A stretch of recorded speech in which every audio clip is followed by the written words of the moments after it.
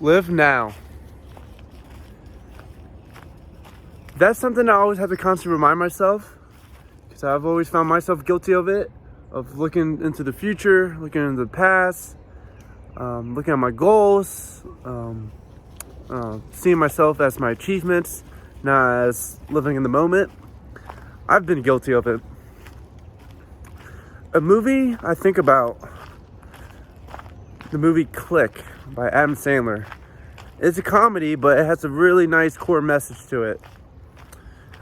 Adam Sandler's character is trading productivity over time, right? He has a remote control. He's able to fast forward, skip moments. So in the movie, he skips mundane moments, little things like, playing with his kids, or eating dinner with his parents, or traveling with the family. And he's always about success and productivity. And in the movie, it really talks about how life is not meant to be rushed, right? It's like, enjoy these little moments, because these little moments become big moments. And I think that movie is a great warning for the rest of us to live our lives, right? And not to live our lives for achievement, status, or productivity, but to live our life in the moment. Just be happy where you're at. Enjoy your time with your family, because your time is limited here. So I always think about that movie, and the it has a happy ending, but it's definitely a wake-up call. If you rewatch it and you really analyze it, it's a really deep movie. So I definitely recommend watching it. So today I like to talk about my experience of the painful realization of having to live now. Back in 2017, I had an uncle who was special needs. He was about in his 50s. He was terminally ill. His kidneys went out on him. And we knew he had about a month left. And it was that Thursday, about 2 days before he passed away. We saw him that Thursday. And I was expected to see him that Sunday, about 3 to 4 days later. And that day, as I was saying goodbye, I shook his hand, and I was kind of shy about it. I was kind of shy to express my emotions. I remember my mom telling me, "Ryan, tell him that you love him." And for some reason in that moment, I was really shy. I knew everyone was around me, and I didn't feel. I felt I was gonna be very vulnerable if I expressed my emotions, how I felt about him. So I was like, in my head, I was like, no, I could tell him on Sunday for some reason. I told myself, I was like, oh, I got Sunday. I see him. Maybe I'd be brave enough to express my emotions then. So then 2 days later, around 5 a.m. Sunday morning, we got the news that he passed away. And that realization made me realize, wow, like, I wish I expressed my emotions, but at the same time, it was such a good lesson for me, because now that's how I live my life. I live my life like I'm going to see everyone my last time, like my parents, my friends. That's the mindset I have. Like, every time I say goodbye to someone, I'm not afraid to tell them I'm proud of them. I love them, because I know each time could be potentially the last time. And that makes me feel more alive. And that makes me realize how precious life is, because nothing's promised. We're not entitled to live 80, 90 years in this lifetime, right?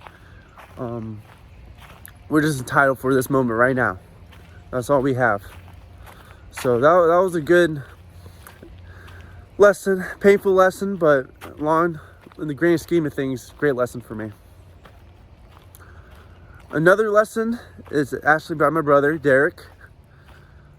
He's also special needs with cerebral palsy. He's in a wheelchair, nonverbal. And what he's taught me about living about now is, out of survival for him, he's had to live now.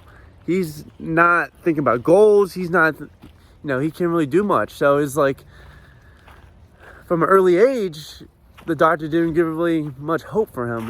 He's at most thought that he's going to live until 10 or 12, or even if that. And now he's almost turning 24 this May. And this whole time, we've been forced to live in the moment with him. We've been aware of his health. Just treating each moment as precious. And seeing how important the little things are with him, just being with him, just watching TV, just feeding him, just traveling with him, just hearing a laugh from him. It's no greater joy to see him smile and know he's in a really happy place. So it's always special. So he's really helped me. Good reminder for me to live in the moment, live now, because any moment, anything can happen, right? Like I think of the Superman actor back in the 70s, like Christopher Reeves. You know, the guy he had everything, acting, fame, he was a big movie star. Then in the 90s, he gets paralyzed, right? And all of a sudden now this guy's paralyzed from the neck down. And this guy had everything before, rich, good looking. And that's a great reminder for everyone that we need to live now. We can't wish our life away. Our life is not meant to be rushed or be wished away. I think people like him, like my brother, like my uncle, they're great teachers. They're, and we're students, right? And I really believe my brother is my greatest teacher. So he's really helped me see through life, the realization, and what's truly important. But a great book that comes into my mind by Leo Tolstoy is Death of Ivan Ilyich. And this book is a warning. This book is a warning of not living your authentic life. The main character is highly successful, a judge, has status, money, attention, validation, and all of a sudden he gets the news that he's terminally ill.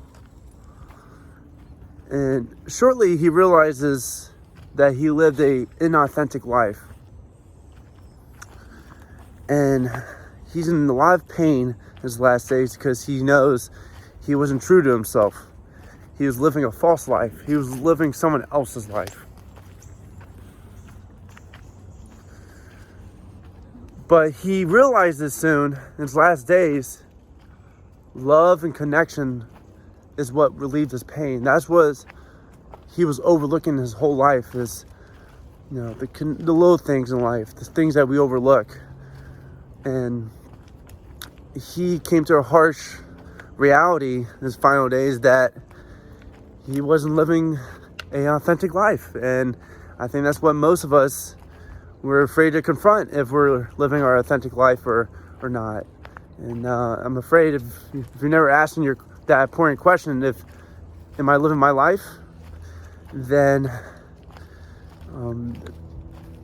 unfortunately, once it becomes too late, usually that's when things you start confronting. But by then, you lost time and you have regrets. I read a book a few years ago named Top 5 Regrets of the Dying. And the number one regret that's by vast majority of people was, I wish I had lived a life that was true to myself. And this is what I'm talking about. People are not living authentic lives. People are listening to the outside noise. They're being persuaded on social media. What does success look like? What does happiness look like, right? And people are not living. People are documenting their lives and more worried about others seeing them happy than themselves happy, right? I remember, as myself personally, I'd go on a trip and I personally would think, oh, this would be a great picture for Instagram, right? And I wanted to be the image of success, but I wasn't worried about my happiness if I was fulfilled. And I think that's what most think, and they live unconsciously. They're not living consciously if they're being true to themselves. So that was shocking to me. That was the number one regret, and that was like eye-opening. And I'm just grateful we have technology nowadays that we're able to be aware that that's the number one regret. And I always keep that conscious in my mind. Another regret that really stuck out to me was, I wish I had the courage to express my emotions, express their feelings. And this is what I was talking about with my uncle. I wish I had the courage, the bravery to say I loved him, right? And a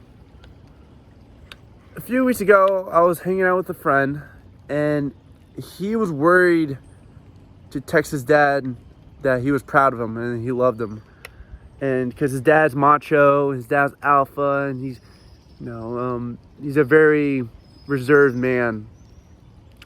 But I told my friend, I was like, no, you won't regret it. Like, imagine him dying. Like, if that was the last chance you could text him, you're going to regret that. And I told him, text him that you're proud of him. Text him that you love him.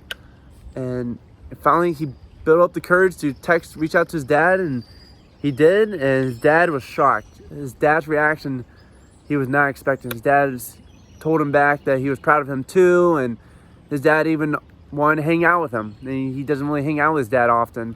And his dad said, mentioned about playing golf together, and you could kind of see my friend's emotion ignited and realize, wow, like my dad's been waiting for me to text him that and have a connection with me and form some bond together in this lifetime. So I thought it was a really beautiful moment, and that really gave a good lesson why you should express your emotions, express your feelings, how you feel about people, your family, your friends, because our time is limited and time is finite.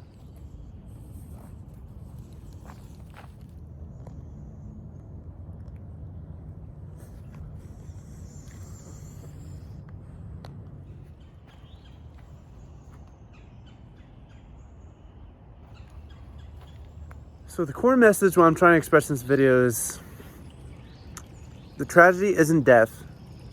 The tragedy is realizing too late what truly mattered in this lifetime.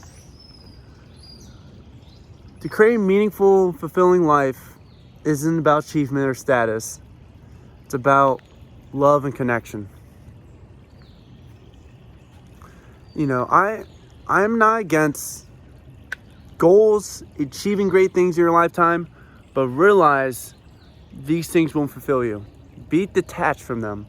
Right? Like, create good things for other people. Create resources that can help other people and bring good service to the world. But don't make that your whole life. Don't make your job, your career, your identity, because you're more than that. So I have one more important question for you. You will realize one day that the little moments were the big moments. The question is, will you realize it today or when it's too late? Live now. Thanks for listening. Have a good day.